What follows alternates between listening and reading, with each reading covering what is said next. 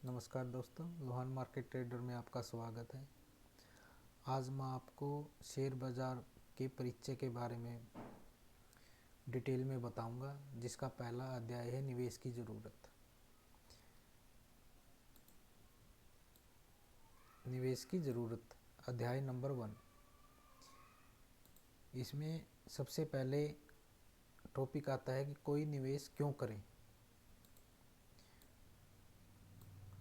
इस सवाल का जवाब देने से पहले ये समझते हैं कि अगर निवेश नहीं करेंगे तो क्या हो सकता है। मान लीजिए कि आप 50,000 रुपये हर महीना कमाते हैं और 30,000 रुपये आपका महीने का खर्च है। आपकी मासिक बचत 20,000 रुपये रहती है। इस उदाहरण को आसान रखने के लिए अभी इसमें इनकम टैक्स को नहीं जोड़ेंगे। अब ये मान लीजिए कि आपकी कंपनी कर्मचारियों का बहुत ख्याल रखती है, हर साल सैलरी 10% बढ़ाती है। जीवन यापन खर्च कॉस्ट ऑफ लिविंग हर साल 8% से बढ़ता है। आप 30 साल के हैं और 50 पर रिटायर होना चाहते हैं, तो कमाने के लिए आपके पास 20 साल हैं। रिटायरमेंट के बाद आप किसी भी तरह का काम नहीं करेंगे, आपके खर्चे नहीं बदलेंगे। हर महीने जो 20,000 बचते हैं वो कैश या नकद के रूप में आपके पास रहता है। तो यहाँ पर तालिका दी गई है नीचे, जो मैं आपको एक या दो तालिका के बारे में ही बताऊंगा और उसके बाद मैं आपको 20 साल के का इकट्ठा कैलकुलेट करके टोटल मैं आपको अमाउंट बता दूंगा। वर्ष 1 सालाना आय 6 लाख। 6 लाख सालाना आय आपकी मासिक सैलरी अगर 50,000 है, तो अगर इसको 12 से मल्टीप्लाई करोगे तो 6 लाख रुपये आपकी साल की सैलरी बन गई, जिसमें आपका 30,000 रुपये आपका महीने का खर्च मैंने आपको पहले बताया था। तो 12 महीने का अगर खर्च लगाते हैं तो 3,60,000 रुपये आपका सालाना व्यय हो गया। और आप 50,000 रुपये आपकी महीने की सैलरी है, 30,000 रुपये आपका महीने का खर्च है, तो आपके पास 20,000 रुपये बचते हैं। 20,000 रुपये अगर आपका महीने में बचता है तो 12 महीने में ये 2,40,000 रुपये आपके बच जाते हैं। 12 महीनों में 2,40,000 रुपये बच जाते हैं। इस तरह करते करते 20 साल में ये अमाउंट 1,78,90,693 बनती है।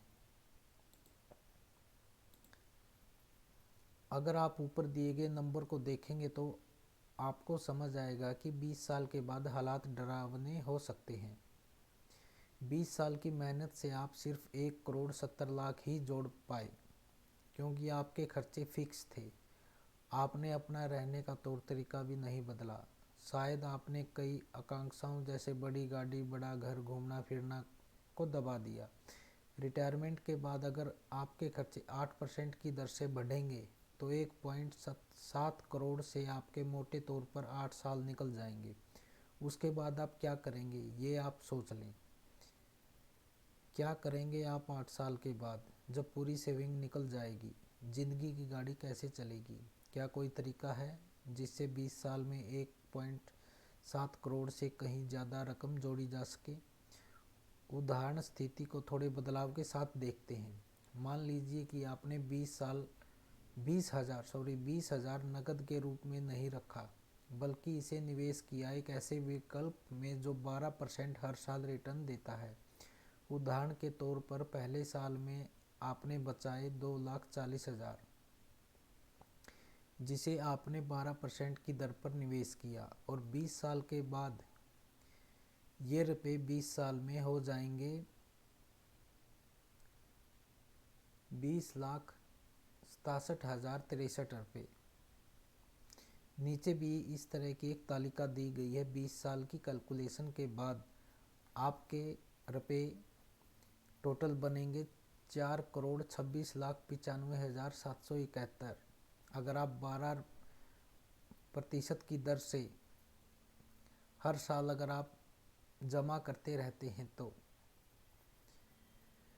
जो पैसे हर महीना बचते हैं उसे निवेश करने से आपके पैसे तेज रफ्तार से बढ़ते हैं और नतीजा दिखता है अच्छी खासी रकम के रूप में चार्ट में देखिए। 20 साल के बाद आपके पास पहले की तुलना में 1.76 करोड़ के बजाय 4.26 करोड़ रुपए जुड़ जाएंगे, जो 2.4 गुना बढ़त है। और इस बढ़त का साफ मतलब है कि रिटायरमेंट के बाद आपकी ज़िंदगी ज़्यादा सुकून से कटेगी।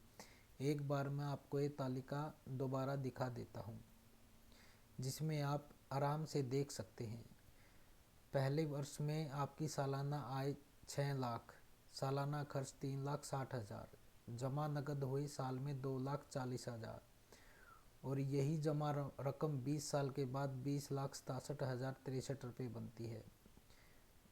दूसरे साल 10% बढ़त के साथ 6,60,000 आपकी सैलरी हो जाती है एक साल की, और सालाना खर्च बढ़त हो जाते हैं 3,88,800 रुपये।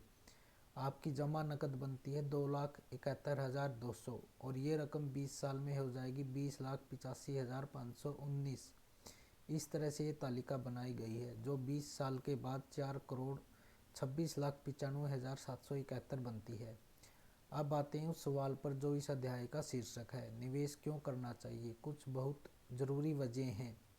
महंगाई दर से निपटने के लिए बढ़ती महंगाई हमारे पैसे की वैल्यू कम करती है। निवेश करने से इस समस्या से निपटा जा सकता है। बड़ी पूंजी जोड़ने के लिए ऊपर जो उदाहरण दिया गया है उससे एकदम साफ है कि कैसे निवेश करने से रिटायरमेंट तक आपके पास एक बहुत बड़ी रकम जमा हो सकती है। लेकिन सिर्फ रिटायरमेंट के लिए ही नहीं, निवेश करने से और भी बड़े महत्वपूर्ण काम जैसे बच्चे की पढ़ाई, शादी, घर खरीदना, इस तरह के काम के लिए भी पैसे आसानी से जोड़े जा सकते हैं। आपकी वित्तीय आकांक्षाओं, ख्वाहिशों को पूरा करने के लिए। अब कहाँ निवेश करना चाहिए, अब इस बारे में हम बात करेंगे।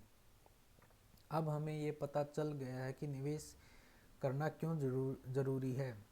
अगर सवाल हमारे मन में आता है कि निवेश कहाँ करना चाहिए और किस तरह के रिटर्न की उम्मीद करनी चाहिए, निवेश करने में सबसे पहले आपको चुनना होता है एसेट क्लास जो आपके रिस्क लेने की क्षमता से मेल खाता हो। रिटर्न और रिस्क के हिसाब से निवेश को अलग अलग कैटेगरी और श्रेणी में बांटा जाता है। इन श्रेणियों को अंग्रेजी में एसेट क्लास कहते हैं।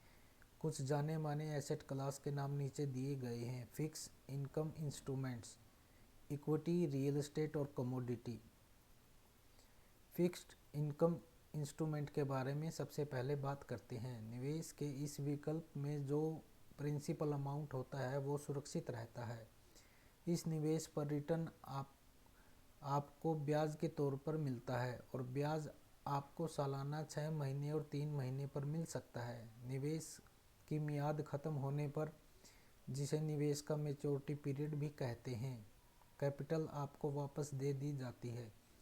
फिक्स्ड इनकम निवेश के विकल्प जैसे बैंक फिक्स्ड डिपॉजिट, सरकारी बॉन्ड जो सरकार जारी करती है, सरकारी कंपनियों के बॉन्ड और कॉरपोरेट बॉन्ड।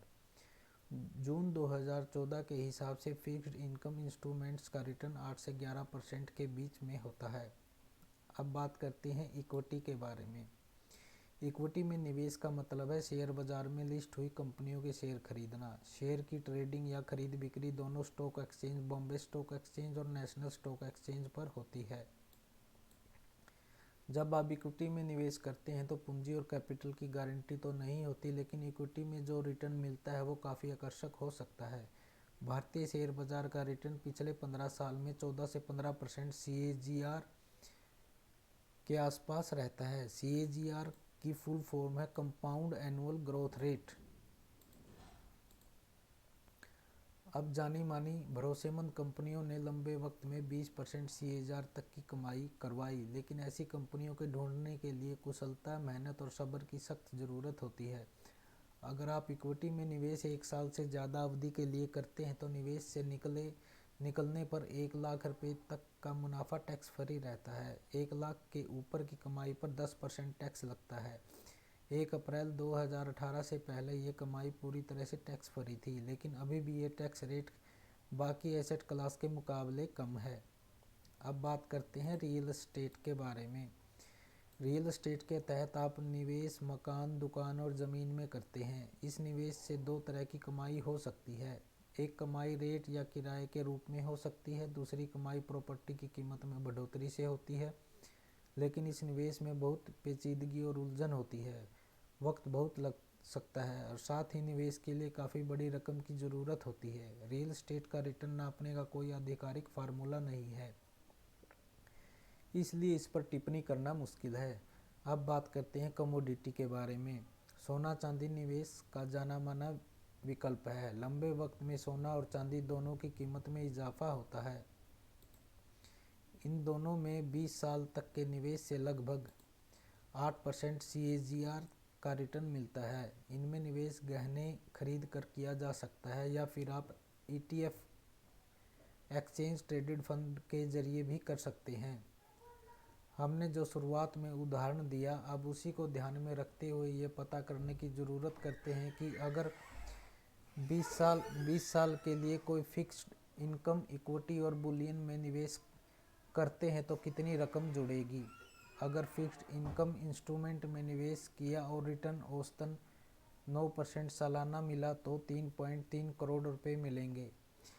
इक्विटी में अगर 20 साल के लिए निवेश किया और रिटर्न औसतन 15% सालाना हुआ तो 5.4 करोड़ रुपए, और बुलियन यानी सोना चांदी में निवेश में रिटर्न 8% सालाना का मान कर चले तो 3.9 करोड़ रुपए। तो साफ है कि इक्विटी में निवेश सबसे बढ़िया रिटर्न देता है, खासकर जब आप लंबे वक्त के लिए निवेश करते हैं। निवेश से जुड़ी बातें। जब निवेश करते हैं तो ध्यान रखना जरूरी है कि सारा निवेश एक ही एसेट क्लास में न हो। निवेश को अलग अलग एसेट क्लास में बांटना बहुत ज़रूरी है और इस प्रक्रिया को एसेट एलोकेशन कहते हैं। उदाहरण के लिए 23 से 25 साल की उम्र वाले युवा प्रोफेशनल ज़्यादा रिस्क ले सकते हैं क्योंकि उनकी उम्र कम है और निवेश के लिए वक्त ज़्यादा। ऐसे में उन्हें कुल निवेश का लगभग 70% इक्विटी में लगाना चाहिए, 20% बुलियन में और बाकी फिक्स्ड इनकम निवेश में। इस तरह जो निवेशक रिटायर हो चुका है, कायदे से उसकी कुल निवेश का 80% फिक्स्ड इनकम इंस्ट्रूमेंट में, 10% इक्विटी में, 10% बुलियन में होना चाहिए। ये जो रेशो है कि एसेट क्लास में कितना % निवेश होना चाहिए, वो निवेश के रिस्क लेने की क्षमता पर निर्भर करता है। निवेश शुरू करने के पहले किन बातों की जानकारी होनी चाहिए। निवेश करना ज़रूरी है, लेकिन निवेश शुरू करने के पहले ये बातें जान और समझ लें। रिस्क और जोखिम और रिटर्न जुड़े हुए हैं। ज़्यादा रिस्क होगा तो ज़्यादा रिटर्न होने की संभावना है, कम रिस्क होगा तो रिटर्न भी कम होगा। अगर चाहते हैं कि निवेश किया गया मूलधन सुरक्षित रहे तो फिक्स्ड इनकम वाले निवेश के विकल्प बेहतर होंगे। इनमें रिस्क कम होता है, लेकिन ध्यान रखें कि लंबे वक्त में महंगाई दर की वजह से जो भी रकम आपके हाथ में आएगी उसकी वैल्यू कम होगी। उदाहरण के तौर पर बैंक फिक्स्ड डिपॉजिट आपको 9% रिटर्न देता है और महंगाई दर अगर 10% तो आपको 1% का नुकसान हो रहा है। फिक्स्ड इनकम वाले विकल्प उनके लिए हैं जिनकी रिस्क लेने की क्षमता बहुत कम होती है। महंगाई से निपटने में आपकी मदद करेगा इक्विटी। अगर पुराना डाटा निकाल कर देखें तो ये पता चलता है कि लंबे वक्त तक इक्विटी में निवेश करने पर 14 से 15% तक का रिटर्न मिलता है, लेकिन ध्यान रखें इक्विटी में निवेश के साथ जोखिम भी जुड़ा है। ज़मीन जायदाद या फिर रियल एस्टेट में निवेश करने के लिए एक साथ बड़ी रकम की ज़रूरत पड़ती है और इस तरह के निवेश से निकलने में काफ़ी वक्त लगता है। ज़मीन जायदाद आप कभी भी खरीद या बेच नहीं सकते। आपको खरीदने और बेचने के लिए सही वक्त और सही खरीदार और बेचने वाला चाहिए होगा। सोना चांदी निवेश के सुरक्षित विकल्प माने जाते हैं, लेकिन इसका रिटर्न बहुत ज़्यादा आकर्षक नहीं है। अब बात करते हैं काम की बातें। जो अब तक हमने पढ़ा है उसमें से सबसे इम्पोर्टेंट बातें क्या क्या है। अपने भविष्य की सुरक्षा के लिए निवेश करें। जो रकम आप अपने लक्ष्य के लिए जोड़ना चाहते हैं वो निवेश के विकल्प के रिटर्न पर निर्भर करती हैं। दो विकल्पों के रिटर्न के बीच में थोड़ा सा भी अंतर रकम पर काफ़ी असर डाल सकता है। ऐसा विकल्प चुनें जो आपके रिस्क या जोखिम लेने की क्षमता के मुताबिक हो। अगर आप महंगाई दर के असर से सुरक्षित रहना चाहते हैं तो आपके पूरे निवेश का कुछ हिस्सा इक्विटी में होना जरूरी है। आगे का अध्याय हम नेक्स्ट वीडियो में करेंगे। धन्यवाद।